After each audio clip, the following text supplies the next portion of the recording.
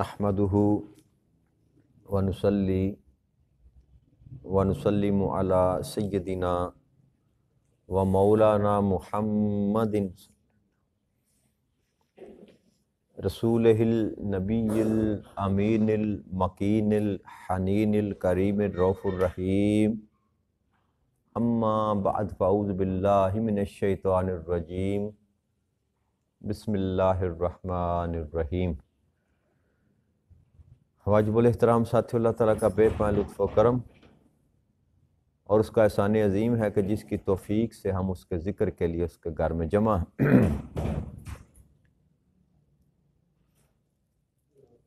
آج اللہ کی توفیق سے ہم ساتویں پارے میں چھٹی سورہ مبارکہ ہے سورۃ الانعام، اس کا آغاز کر رہے ہیں۔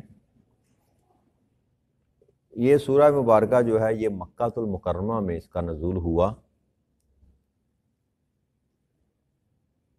اور یہ بھی کہا جاتا ہے کہ یہ سورہ مبارکہ یک بارگی نبی اکرم صلی اللہ علیہ وآلہ وسلم پر نازل ہوئی، اور اس کو سورہ الانعام اس لیے کہا جاتا ہے کہ اس کے 16ویں 17ویں رکوع میں اللہ کریم نے مویشیوں کے جانوروں کی حرمت اور حلت کا جو مضمون ہے اس کو بیان کیا، اور جانوروں کے متعلق مویشیوں کے متعلق جو توہمات ہیں عرب کنٹری میں پائی جاتی تھیں اس وقت، ان پر بحث کی، تو اس مضمون کی وجہ سے اس سورہ مبارکہ کا نام سورۃ الانعام رکھا۔ اللہ کریم نے ارشاد فرمایا الحمدللہ الذی خلق السماوات والارض وجعل الظلمات والنور ثم الذین کفروا بربہم یعدلون، کہ تمام تر تعریفیں اللہ ہی کے لیے ہیں جس نے آسمانوں اور زمین کو پیدا فرمایا، تاریکیوں اور روشنی کو بنایا، اور پھر کافر لوگ اپنے رب کے برابر ٹھہراتے ہیں۔ اس سورہ مبارکہ بھی رب کریم نے اپنی حمد کے موضوع کے ساتھ شروع کیا کہ تعریف کا سزاوار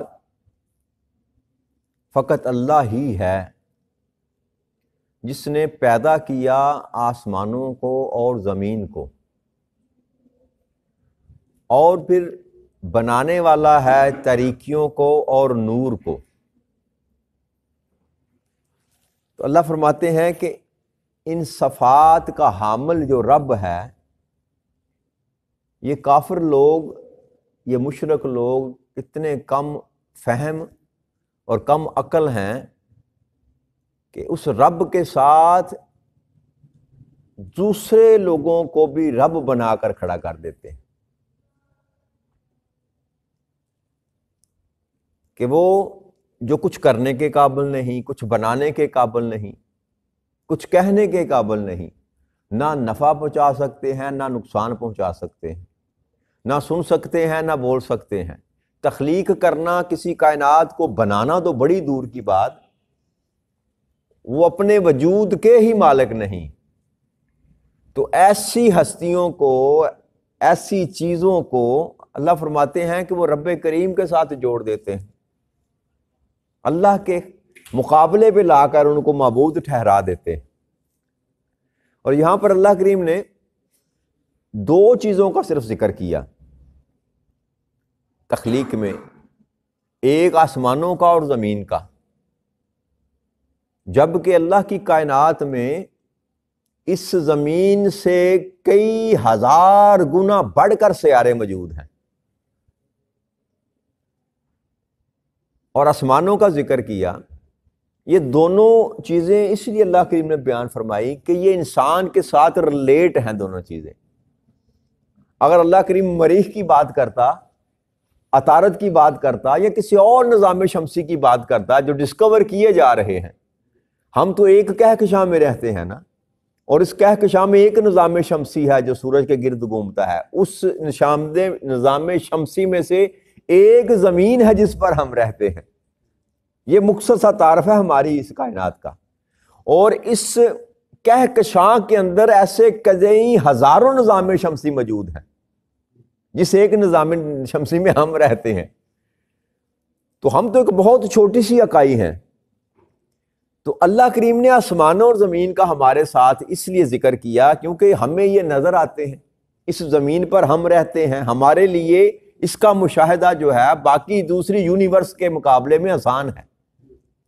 اور آسمان جو ہمیں نظر آتے ہیں ان کا مشاہدہ ہمارے لیے آسان ہے، ورنہ فوق السماوات بھی تو ہے دنیا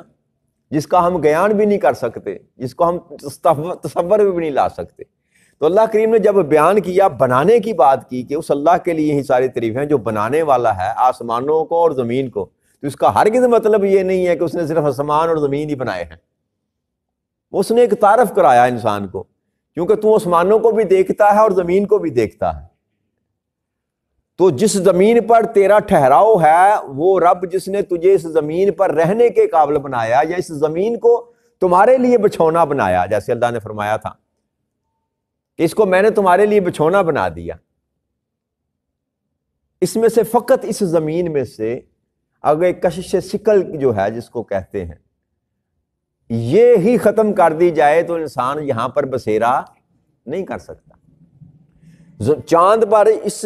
زمین کی کشش ثقل سے اس کی کشش ثقل جو ہے وہ آدھی ہے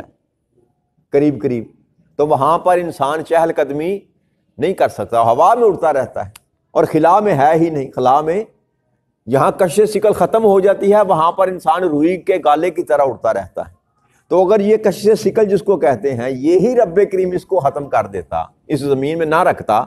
تو انسان کا جو پاؤں اٹھتا وہ اٹھا ہی رہ جاتا۔ تو اس لیے اللہ نے فرمایا تھا کہ اس زمین کو اے انسان میں نے تیرے لیے بچھونا بنا دیا۔ اس لیے زمین کا تعارف کرایا کہ جس زمین پر تو رہتا ہے اس کو بنانے والا بھی میں ہوں، اور جو تجھے نظر آتا ہے آسمان کے اوپر چاند ستاروں کے ساتھ جو مزین کیا ہے میں نے اس آسمان کو، یہ بھی بنانے والا میں ہوں۔ تو ایک مختصر تعارف انسان کو کرایا، وہ جو انسان کی عقل میں آ جائے، کیونکہ اللہ کی ذات کو سمجھنا تو انسان کی عقل سے باہر ہے، اس کی تخلیقات کو سمجھا جا سکتا ہے، خالق کو سمجھنا انسان کے بس کا روگ نہیں ہے، لیکن اللہ کی تخلیقات کو سمجھا جا سکتا ہے۔ یہ عقل اللہ کریم نے انسان کو دی، اور انسان سمجھتا چلا جا رہا ہے، ہزاروں سال کروڑوں سال سے یہ زمانہ چلتا چلا جا رہا ہے، اس کو ڈسکور کیا جا رہا ہے، اور نئی نئی زندگیاں، نئی نئی توانائیاں، نئی نئی اللہ کی تخلیقات جو ہے انسان کے سامنے آ رہی، جو آج سے پچھلے 100 سال پہلے انسان کے تصور میں نہ تھی، آج وہ انسانوں کے سامنے ہے۔ اور جو سائنس ترقی کرتی چلی جائے گی، زمانہ بعید میں جو وقت آگے آنے والا ہے، جیسے جیسے انسان ڈسکوری زیادہ کرتا چلا جائے گا ویسے ویسے وہ اللہ کی تخلیقات کے قریب ہوتا چلا جائے گا، اور اللہ کی ذات کی اس کو سمجھ بھی آنا شروع ہو جائے گی کہ وہ اللہ کی ذات ہے کیا، اللہ کی ذات ہے کیا۔ اور دوسری بات یہ یاد رکھیے گا دوستو بھائیو کہ یہ زمین و آسمان کا جو نظام رب کریم نے بنایا ہے، یہ نظام شمسی جس پر ہم رہتے ہیں، اس زمین کا جو سسٹم رب کریم نے بنایا، یہ خود ہی اس بات پر دلالت کرتا ہے کہ اس نظام کو چلانے والا فقط ایک ہی ہے۔ فقط جس سسٹم کو چلانے والی دو ذاتیں ہوں یا ایک سے زیادہ ہوں، وہ کبھی سسٹم کامیابی کے ساتھ چل نہیں سکتا۔ تو اس کائنات میں اگر کوئی ایرر نہیں آ رہا، یہ صدیوں سے ویسے ہی چل رہی ہے، اور ماں بعد صدیاں ایسے ہی چلتی رہے گی، یہ اٹ سیلف اس بات پر سب سے قوی دلیل ہے کہ اس کائنات ارض و سما کو چلانے والی فقط ایک ہی ذات ہے۔ اب نام جو مرضی اس کا رکھ لیں، آپ اس کو ایشور کہہ لیں، آپ اس کو بھگوان کہہ لیں، آپ اس کو خدا کہہ لیں، آپ اس کو اللہ کہہ لیں، اپنے اپنے عقیدے، اپنے اپنے مسلک کے مطابق نام جو مرضی دے لیں، لیکن چلانے والی ذات فقط وہی، اس کا نام اللہ ہے۔ ہمارے نزدیک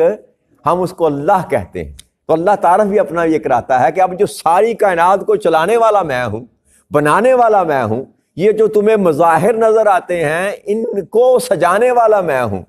دن کا جو اجالا ہے جس میں تو اپنی زندگی کے معاملات کو چلاتا ہے، یہ بھی تخلیق میں نے ہی کیا ہے، اور رات کو جب میں تاریکی میں تبدیل کر دیتا ہوں دن کو تاکہ تو آرام کر سکے، اس سورج کو چھپا کر تاریکی کو بنانے والا بھی میں ہی ہوں۔ تو ساری تخلیقات بنانے والا میں ہی ہوں، لہذا تعریف ہی میری ہی بنتی ہے۔ جو الحمد کہا جاتا ہے نا، ساری کی ساری تعریفیں جی، تو اس کا مقصد یہ ہے کہ آپ کسی بھی چیز کے متعلق سوچنا شروع کریں تو اینڈ پر جا کر جو آپ کو ایک اکائی نظر آئے گی نا، وہ خدا کی ذات ہے، وہ اس کا خالق ہے، وہ اس کا مالک ہے۔ اس لیے اللہ کریم نے فرمایا کہ تعریف جو بھی ہوگی وہ اللہ ہی کی ہوگی۔ الحمدللہ رب العالمین پہ ہم نے گفتگو کرتے ہوئے کہا تھا، چلو دوبارہ ذکر کر دیتے ہیں کہ تعریف اللہ جو کہتا ہے ہی میری، تو اس میں کوئی شک والی بات نہیں ہے۔ آپ کہیں گے کہ تعریف تو ہم دوسری دنیا کی بھی کرتے ہیں، اچھی چیز کی کرتے ہیں، کھانے اچھے کی کرتے ہیں، خوبصورت انسان کی کرتے ہیں، خوبصورت کسی چیز کو دیکھتے ہیں تو تعریف تو کرتے ہیں کہ نہیں کرتے؟ اللہ جو بات کر رہا ہے نا کہ الحمد، کہ ساری کی ساری تعریفیں، بھائی تعریف آپ کسی چیز کی بھی کریں۔ یہ مسجد میں ہم بیٹھے ہیں، ہم کہتے ہیں کتنی خوبصورت مسجد ہے، کرتے ہیں کہ نہیں؟ کسی گاڑی کو دیکھتے ہیں، کسی کوٹھی کو دیکھتے ہیں، کتنا خوبصورت ہے۔ تو جب کسی کی مدح کی جائے، کسی کی حمد کی جائے، تو وہ تعریف کی جائے، تو اللہ کا دعویٰ یہ ہے کہ تعریف ہے ہی میری۔ تو یاد رکھیے گا، یہ مسلمہ اصول ہے اور حقیقت ہے کہ جب کسی مخلوق کی، جب کسی پروڈکٹ کی تعریف کی جاتی ہے تو اصل میں تعریف اس کے بنانے والے کی ہوتی ہے۔ ایسا ہی ہے کہ نہیں؟ پروڈکٹ میں صرف کوئی خوبی نہیں ہوتی، اس کو بنانے والا، تراشنے والا، سجانے والا جو خالق ہے نا، اصل میں تعریف کے قابل وہ جس نے یہ بنائی۔ اور ہم چھوٹے ہوتے شاید آپ نے پڑھی ہو، ایک نظم ہوتی تھی ہماری تدریسی کتب میں، دوسری کتاب میں کہ تیسری میں، کہ رب کا شکر ادا کر بھائی جس نے ہماری گائے بنائی۔ آپ نے پڑھی ہے؟ ہم نے پڑھی ہے۔ اس میں ایک ہوتی تھی گائے کا عنوان، اس کا ٹائٹل یہاں سے شروع ہوتا ہے، رب کا شکر ادا کر بھائی جس نے ہماری گائے بنائی۔ یہ بچپن میں ہمیں پڑھایا جاتا تھا۔ تو اصل میں شکر اور حمد اسی ذات کا ہے جس نے یہ ساری کائنات بنائی ہے اور سجائی ہے۔ اس لیے اللہ کریم یہ دعویٰ کرتا ہے کہ الحمدللہ، ساری کی ساری تعریفیں اس ذات کے لیے ہیں جو اس ساری کائنات کو بنانے والا ہے اور سجانے والا ہے۔ تو اب انسان کو زیبا نے، اللہ کریم یہ باور کرا رہا ہے انسان کو بات، کہ جب تمہیں اس بات کی سمجھ ہے، تو جانتا ہے اس بات کو کہ ساری کائنات کو اللہ کے سوا کوئی اور بنانے والا نہیں ہے، لہذا یہ تمہیں زیبا نہیں دیتا کہ پھر اللہ کے مقابلے پہ لا کر کسی اور کو معبود کھڑا کر دو۔ تو اللہ فرماتے ہیں یہ کتنے بیوقوف لوگ ہیں، یہ کافر لوگ جو ہیں، یہ معبودان باطل کو اپنے رب کے برابر لا کر ٹھہراتے۔ تو یہاں سے اللہ کریم نے اس مضمون کو شروع کیا۔ آگے اللہ کریم ارشاد فرماتے ہیں، هو الذی خلقکم من طین ثم قضى اجلا واجل مسمى عنده ثم انتم تمترون۔ اور وہی اللہ ہے۔ اب اللہ دوسرا تعارف کرا رہا ہے اپنا کہ اللہ کون ہے؟ وہی ہے جس نے تمہیں مٹی کے گارے سے پیدا فرمایا۔ یعنی کہ انسان کی جو اس ارض پر جو ابتدا ہے، وہ کیمیائی جو مادہ استعمال کیا گیا، یہ کیمیائی ابتدا جو انسان کی گئی، وہ مٹی ہے، وہ مٹی ہے۔ تو اللہ نے فرمایا کہ وہ ہے اللہ جس نے تم کو اے انسان مٹی سے پیدا کیا، پھر اس نے قضا اجلا، تمہاری موت کا وقت مقرر کر دیا کہ تمہیں زندگی دی، 60 سال، 40 سال، 50 سال، 70 سال، ان لمٹڈ تمہیں زندگی نہیں دی۔ وہ ہے اللہ جس نے تمہیں محدود زندگی دی، جب تمہیں پیدا کیا تو ساتھ تیری موت کا وقت بھی مقرر کر دیا۔ اب یہ بھی کھلا چیلنج ہے انسان کو کہ انسان جتنی مرضی ترقی کر جائے، جتنا مرضی دنیا کا بادشاہ بنتا رہے، فرعون ہو، نمرود ہو، شداد ہو، دنیا سے سجدے کرواتا پھرے، اپنے آپ کو کہتا پھرے کہ میں سب سے بڑا خدا ہوں، لیکن موت سے وہ بچ نہیں سکتا۔ تو یہ حقیقت اللہ یاد کرا رہا ہے کہ انسان، پیدا بھی تجھ کو میں نے کیا، اور پھر جب تجھ کو پیدا کیا تو ساتھ ہی تیری عمر کا بھی میں نے حد مقرر کر دی کہ اس دن تو نے مر جانا ہے، اس دن تو نے ختم ہو جانا ہے۔ اور پھر ایک مدت تو یہ مقرر کی، پھر دوسرا فرمایا وَأَجَلٌ مُّسَمًّى عِندَهُ ثُمَّ أَنتُمْ تَمْتَرُونَ، پھر ایک معینہ مدت جو ہے نا وہ بھی اس نے مقرر کر دی۔ اب یہ دوسرا جو ذکر کیا نا، دوسری اجل کا، دو اجل کا ذکر کیا اللہ نے۔ ایک اجل موت وہ جو ہر انسان کو آنی ہے اپنی عمر پوری کرنے کے بعد، اور ایک اجل وہ دوسرا جو ذکر کیا رب کریم نے، وہ اجل وہ ہے جو قیامت ہوگی، جس دن ساری کائنات کو لپیٹ دیا جائے گا۔ یہ دو قسم کی موتوں کا اللہ نے ذکر فرمایا کہ یہ دونوں وقت میں نے مقرر کیے ہیں۔ ایک انسان، ہر انسان کا انفرادی ختم ہونے کا دن، انفرادی ختم ہونے کا وقت، اور ایک سارے انسانوں کا اجتماعی طور پر ختم ہونے کا دن یا ختم ہونے کا وقت۔ اللہ کہتا ہے یہ دونوں جو اجلیں ہیں یہ میں نے مقرر کی ہیں۔ اور پھر اللہ کہتا ہے ثم انتم تمترون، یہ ساری جو مقرر کی ہوئی وقت کی ہیں اسی کے پاس ہے۔ یہ ٹائم جو مقرر کیا ہے لوح محفوظ پر لکھا گیا ہے، اللہ فرماتے ہیں یہ میرے پاس ہی ہیں، میں نے ہی مقرر کی ہیں، پھر بھی تم اگر شک کرتے ہو، سارا کچھ سمجھنے سمجھانے کے باوجود بھی تم جانتے ہو کہ تم اپنی زندگی کے بھی مالک نہیں۔ کوئی انسان یہ دعویٰ نہیں کر سکتا کہ میں 60 سال زندہ رہوں گا یا میں کل تک زندہ رہوں گا، کوئی گارنٹی نہیں۔ کائنات ارض و سما میں کوئی ایسا نہیں ہو یہ گارنٹی دے سکے کہ تم کل مر نہیں سکتے۔ صحت یاب انسان بھی ہو، آپ جا کر کسی دنیا کے بڑے سے بڑے ڈاکٹر کو کہیں کہ مجھے یہاں پر لکھ دو کہ تم کل صبح زندہ اٹھو گے، تو وہ کبھی لکھ کر دینے کے لیے تیار نہیں ہوگا۔ آپ کے سارے آرگن ٹھیک کام کر رہے ہیں، آپ سپر فٹ ہیں، لیکن کوئی آپ کو اس بات کی گارنٹی نہیں دے سکتا کہ تم کل تک زندہ رہے گو۔ اللہ کہتا ہے یہ میرے پاس لکھا ہوا ہے کہ تو نے کب مرنا ہے، ٹائم میں نے تیرا لکھ دیا، وقت تیرا موت کا میں نے مقرر کر دیا، لیکن یہ جو مقرر کیا ہے یہ میرے پاس ہے، عندہ، اسی کے پاس ہے۔ پھر بھی تم جو ہے اس بات میں شک کرتے ہو۔ آقا کریم صلی اللہ علیہ وسلم کی حدیث مبارک ہے، آپ نے فرمایا کہ جب چوتھے ماہ میں بچہ ہوتا ہے نا ماں کے پیٹ میں، تو اللہ کریم فرشتے کو حکم دیتا ہے کہ اس کا جو مقرر کیا ہوا معاملہ ہے نا، اس کی تقدیر جس کو کہتے ہیں، لکھ دو، اس کا رزق، اس کی موت، یہ نیک ہوگا، بد ہوگا، جنتی ہوگا، جہنمی ہوگا، یہ سارا کچھ تحریر کر دیا جاتا ہے۔ اللہ کے علم میں تو پہلے ہی ہے نا، جو لوح محفوظ پر اس کے جو نامہ کہتے ہیں تقدیر کا جو نامہ ہوتا ہے اس میں لکھ دیا جاتا ہے، یہ اتنے سال زندہ رہے گا، یہ اتنا کھائے گا، یہ اتنا زندہ رہے گا، یہ برے عمل کرے گا کہ اچھے عمل کرے گا، جنت میں جائے گا، دوزخ میں جائے گا، یہ سارے معاملات جو ہیں یہ اس کے ساتھ ہی چوتھے ماہ میں جب جان پڑتی ہے بچے کے اندر ماں کے پیٹ میں، اسی وقت لکھ دیا جاتا۔ تو اللہ کہتا ہے میں نے تو مقرر کر رکھا ہے، پھر بھی تم اگر شک کرتے ہو تو یہ تمہاری کم عقلی ہے۔ پھر اللہ کے مزید فرمایا کہ وَهُوَ اللَّهُ فِي السَّمَاوَاتِ وَفِي الْأَرْضِ يَعْلَمُ سِرَّكُمْ وَجَهْرَكُمْ وَيَعْلَمُ مَا تَكْسِبُونَ۔ اب تیسرا اللہ کریم تعارف کرا رہا ہے اپنا۔ اللہ کریم ارشاد فرماتے ہیں اور وہ اللہ وہی اللہ ہے آسمانوں اور زمینوں میں، بس وہی اللہ ہے۔ کون؟ یعلم سرکم، جو جانتا ہے تمہاری پوشیدہ باتوں کو، وجہرکم، اور جانتا ہے تمہاری ظاہر باتوں کو، کہ جو تم ظاہر ہو کر کرتے ہو اس کو بھی جانتا ہے، اور جو تم پوشیدہ ہو کر کرتے ہو اس کو بھی جانتا ہے۔ اب تیسرا طرف رب کریم نے یہ فرمایا کہ میں تیری ظاہر اور باطن دونوں باتوں کو جانتا ہوں، تیرے دونوں قسم کے معاملات کو جانتا ہوں۔ یہ بھی رب کی صفت ہے، یہ بھی رب کی صفت ہے۔ اور چوتھی بات رب کریم نے فرمائی وَيَعْلَمُ مَا تَكْسِبُونَ، اور جو کچھ تم کر رہے ہو، کسب کر رہے، کسب کہتے ہیں کام کرنے کو، فعل کرنے کو کسب کہتے ہیں۔ تو اللہ فرماتے ہیں جو کچھ تم کما رہے ہو، کسب کمائی کو بھی کہتے ہیں، جی کسب کمائی کو بھی کہتے ہیں، کام کرنے کو بھی کہتے ہیں۔ تو سارے ہی معنوں میں اس کو اطلاق کیا جا سکتا ہے کہ جو کام تم کر رہے ہو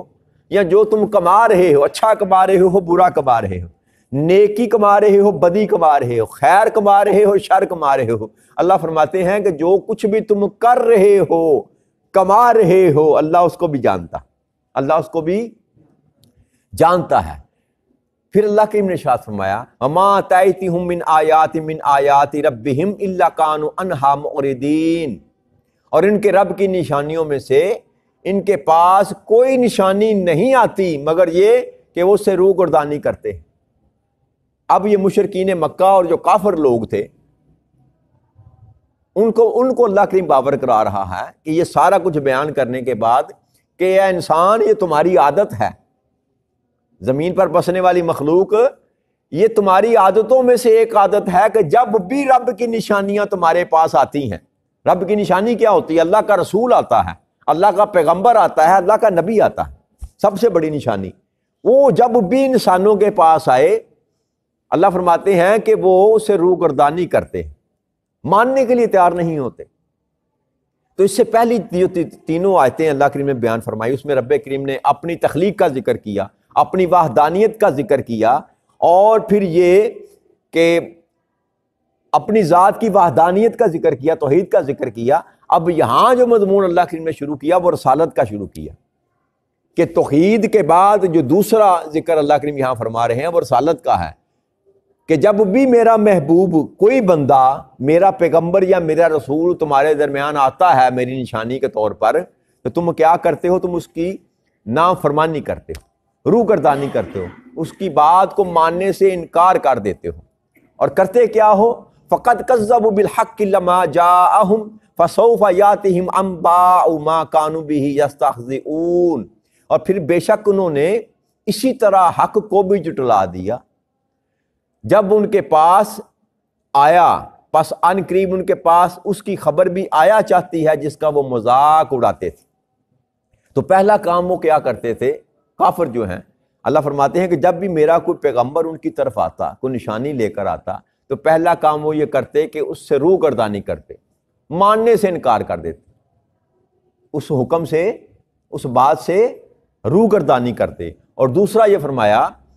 کہ پھر حق جب بھی میرا حق آیا تو انہوں نے کیا کیا کہ جو بات میرا محبوب لے کر، جو بات میرا رسول لے کر، جو بات میرا نبی لے کر میری ان کے پاس آتا، ان کو جھٹلا دیتے، ماننے سے انکار کر دیتے کہ یہ تو اللہ کا کلام ہے ہی نہیں، یہ تو رب کی طرف سے آیا ہی نہیں، یہ تو آپ نے خود ساختہ اپنے پاس سے گڑھ لیا ہے، آپ ہم پر سرداری چاہتے ہیں، آپ ہم پر بادشاہی چاہتے ہیں، اس طرح کے 100 طرح کے معاملات کر کے اللہ کے اس حق کو ماننے سے اس سے جھٹلا دیا۔ پھر اللہ فرماتے ہیں اور پھر ان کے پاس جب میری ہی طرف سے کوئی نشانی آتی ہے تو وہ کیا کرتے ہیں؟ اس کا مذاق اڑاتے ہیں، اس کا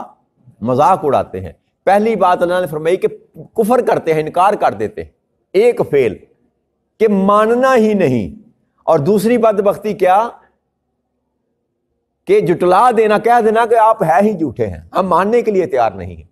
کہ یہ اللہ کا کلام ہو سکتا ہے، اللہ کی بات ہو سکتی ہے۔ اور تیسرا یہ یہاں پر بس نہیں کرنا، پھر نبیوں کا اور نبیوں کے لائے ہوئے اللہ کے پیغام کا مذاق اڑانا۔ یہ 3 خصلتیں اللہ کریم بیان فرما رہا ہے، اور یہ مخاطب کن سے ہے؟ اللہ کریم مشرکین مکہ سے مخاطب، اور ذکر کر رہا ہے پہلی قوموں کا کہ ان کے اندر یہ خصلتیں پائی جاتی تھیں کہ جب بھی میرا کوئی محبوب آتا تو اس کو جھٹلاتے بھی، اس کا انکار بھی کرتے، اس سے روگردانی بھی کرتے، اور اس کا مذاق بھی کرتے۔ تو اب اللہ کے ارشاد فرما رہا ہے پس ان قریب ان کے پاس اس کی خبریں آیا چاہتی ہیں جس کا وہ مذاق اڑاتے تھے۔ اب اللہ کریم ان کو عذاب کی وعید سنا رہا ہے کہ اگر تم بھی یہی روش اپنائے رکھو گے، یہی طریقہ اپنائے رکھو گے، وہی کام کرو گے جو پہلی قومیں اور امتیں کرتی چلی آ رہی ہیں، تو پھر تمہارے پاس بھی وقت آیا ہی چاہتا ہے جو ان کے پاس آیا کرتا تھا۔ کن کے پاس؟ مذاق اڑانے والے کے پاس۔ اور یہ اللہ کریم نے ان کو عذاب کی وعید سنائی کہ اگر تم نے سابقہ امتوں اور سابقہ قوموں جیسا معاملہ کیا تو پھر تمہارے ساتھ بھی وہی سلوک کیا جائے گا، اسی طرح تم پر عذاب نازل کیا جائے گا جیسے